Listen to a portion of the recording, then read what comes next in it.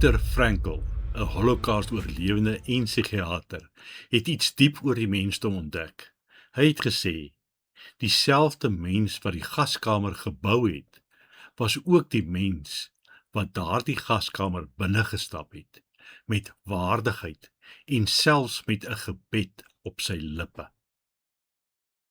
In die donkerste plekke op aarde het hy gesien hoe sommige mense soos diere leef en ander soos heilig is.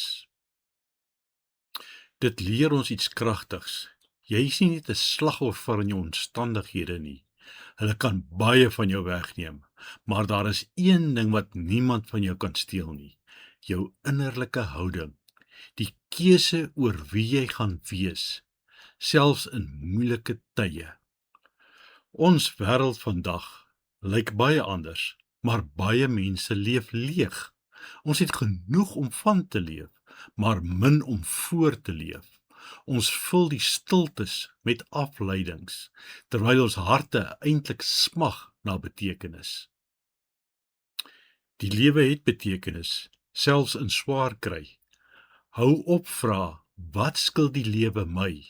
Vra eerder, wat vra die lewe vandag van my? Frankl het gesê, hy wat 'n waarom het om voor te lewe, kan byna enige verduur. Vind jou waarom en moenie dat jou omstandighede besluit wie jy word nie.